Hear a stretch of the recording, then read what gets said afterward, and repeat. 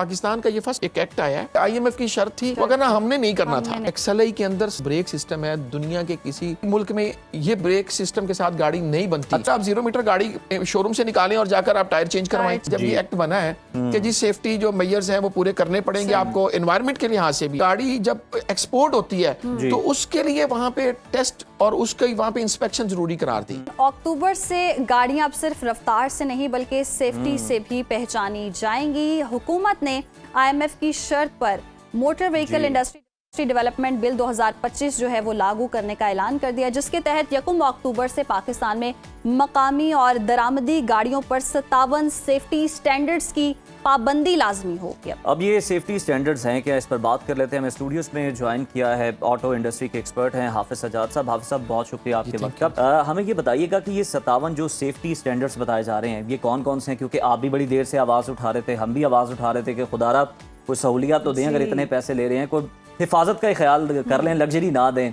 और ये कितने अहम होंगे, कितने इंपॉर्टेंट होंगे गाड़ी चलाने वालों के लिए? जी बिस्मिल्लाहिर्रहमानिर्रहीम। देखिए, पाकिस्तान में आज तक 17 स्टैंडर्ड वो कहते हैं हम फॉलो करते हैं, हालांकि करते करते कोई नहीं है। अच्छा। मसलन आप अपनी मैं नाम लूँ थोड़ा बेहतर सोचने पे मजबूर कर दिया। 57 का क्या बनेगा अगर 17 में नहीं होगा? 57 वाले आउट फॉलो ऑफ 150 17 ये कहते हैं हम उनको फॉलो करते हैं।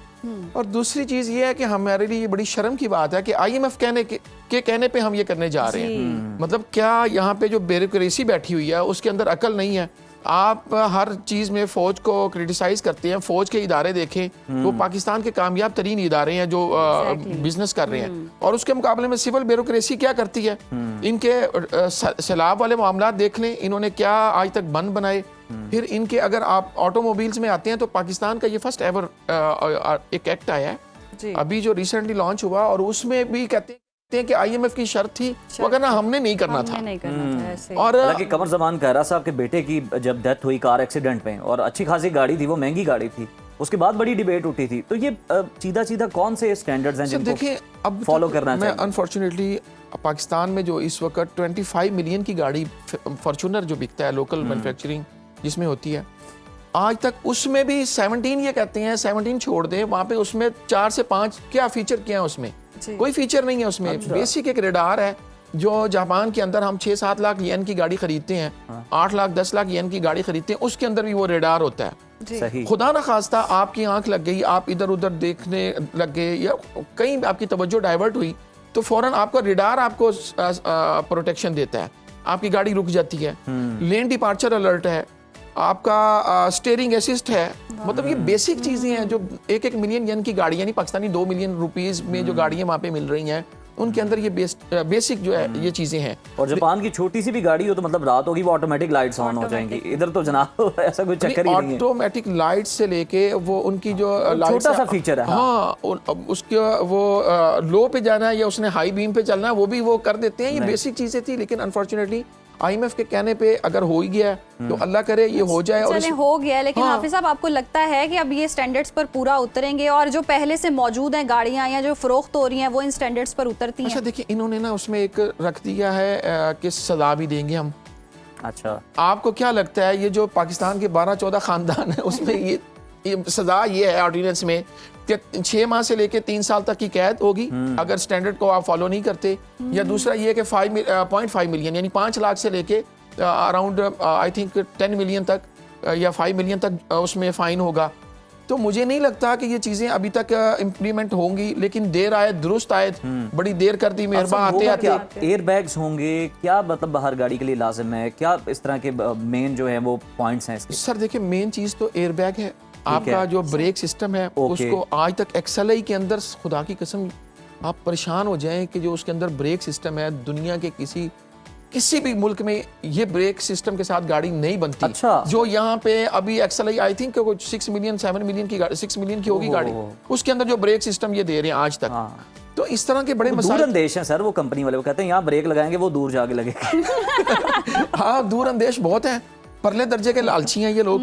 ये लोग अब जो है इनको रेडार पहली चीज है, रेडार देना पड़ेगा। उसके बाद एयर बैग्स हैं, एयर बैग इन्होंने कितने देने हैं उस पर डिपेंड करता है। फिर उसके बाद इस अच्छा चले टेस्ट तो हो ना कि गाड़ी अगर खुदा ना खास्ता एक्सीडेंट होता है तो उस टेस्ट के अंदर कामयाब हो पहले, अभी तक तो ये नहीं है। फिर ये कि देखें अब गाड़ियाँ आप जो टायर लगते हैं इसके अंदर, वो टायर उनकी क्वालिटी को देख लें, लोग लेके चेंज करवाने चले जाते हैं। ये कौन सा फार्मूला दुनिया का, ये दुनिया का कौन सा फार्मूला? आप 0 मीटर गाड़ी शोरूम से निकालें और जाकर आप टायर चेंज करवाएं। आप पाकिस्तान एक इन्होंने बनाया हुआ Pakistan standard and quality control authority बनाई हुई थी, अब उससे सारा कुछ लेकर इन्होंने इंजीनियरिंग डेवलपमेंट बोर्ड को दे दिया। सही। अब बात ये है कि आपने वो बंदर की आनी जानियां करनी है या कुछ डिलीवर भी करना है कौन को।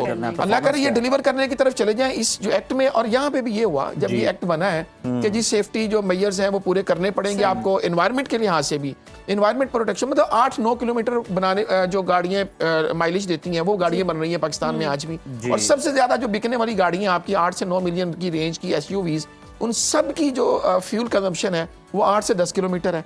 अच्छा, तो अब ये जो एक्ट आया इसमें उन्होंने सेफ्टी को भी मद्देनजर रखा है। सेफ्टी को तो रखा है, लेकिन हाफिज साहब ये एक्सीडेंटल कार जो टाइप डी की गाड़ियां हैं उन पर फिर क्या असरात होंगे? हाँ, इसके असरात बड़े शानदार होंगे कि आज तक अफ्रीका में जो गाड़ी जाती है, जापान से एक्सपोर्ट होती है, अफ्रीका में इंपोर्ट होती है, उसके लिए भी वहाँ पे सेफ्टी टेस्ट होता है।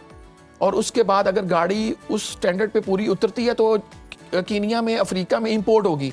अच्छा। पाकिस्तान में ऐसा कोई लॉ नहीं था। पाकिस्तान में वाटर डैमेज गाड़ियां यानी फ्लडेड कार्स आ रही हैं, पाकिस्तान में एयरबैग खुली हुई गाड़ियां आ रही हैं, पाकिस्तान में वो गाड़ियां जो जापान में टोटल लॉस है, जिनको रिपेयर करके भी बेचना वहाँ पे पॉसिबल नहीं है, पाकिस्तान में वो गाड़ियां यहाँ पे लाई जा रही थी। ये बड़ा अच्छा इनिशिएटिव है। और ये भी फिर फॉर्चुनेटली कह लें, अनफॉर्चुनेटली कह रहे हैं, IMF की शर्त पे जी ये होश आया। यानी पाकिस्तानी सफारत खाना उधर बैठ के सिर्फ अपनी तनख्वाह लेता है डॉलर्स में जी, और एक लग्जरी को एंजॉय करता है, और उसको कोई ख्याल नहीं आता कि हम यहाँ से एक्सीडेंटल गाड़ियां जो पाकिस्तान में भेजी जा रही हैं उनको क्यों आने दिया जाता है। फिर आपका कराची पोर्ट है, वहां पे कोई मेजरमेंट नहीं था आपके पास कि एक्सीडेंटल गाड़ियां जिस तरह की भी हैं वो आने दी जा रही थी, और फिर यहाँ पे सहूलतकारी की जाती थी सर्टिफिकेशन के नाम पे, उनको सर्टिफाइड कर दिया जाता था। तो जी ये सर्टिफाइड हो गई, और अब ये देखेंगे सब कुछ अवाम के साथ हो रहा था। अल्लाह करे कि ये जो चीज़ें, ये जो एक्ट आया है अभी रिसेंटली और इम्प्लीमेंट होने जा रहा है 30 सितंबर से, अल्लाह करे ये हो जाए। इंपोर्ट डी जो इंपोर्ट में उन्होंने स्पेशली डी कैटेगरी की जो गाड़ियाँ, मतलब डी से जो कम कैटेगरी वो ये कि स्क्रैच है, डेंट वगैरह है, उसे वो अलाउ करेंगे। लेकिन अगर वो मेजर एक्सीडेंट, एयरबैग खुले होंगे, फ्लडेड कार्स होंगी। आप सब लास्ट ये भी बता दीजिएगा कि कुछ लोग यहाँ पर आके उनको रिपेयर करवाते हैं, उनको सारा वो डेंटिंग पेंटिंग और नया करते हैं, और कुछ अगर वो जापान से करवा लेंगे तो क्या फर्क होगा? सर देखिए, इसमें जो पाकिस्तान एम्बेसी इन जापान है जी, उससे ये ख्याल करना चाहिए। हमने इस बारे में कितने लेटर भी लिखे, all Pakistan car dealer association ने लिखे कि जी आप वहाँ से गाड़ी जब एक्सपोर्ट होती है तो उसके लिए वहाँ पे टेस्ट और उसके वहाँ पे इंस्पेक्शन जरूरी करार दी कि वो अगर उन पैरामीटर्स पे पूरी उतरती है तो उसे इंपोर्ट करने, पाकिस्तान में इंपोर्ट के लिए एलिजिबल हो, अदरवाइज जिस तरह अफ्रीका में हो रही है। हाँ, ये ना हो कि वहाँ पे अपने सुर्खी पाउडर लगा दी और यहाँ पे आए तो पता चले बिल्कुल 0 मीटर गाड़ी है। जनाब बहुत शुक्रिया हाफिज साहब आपके वक्त का।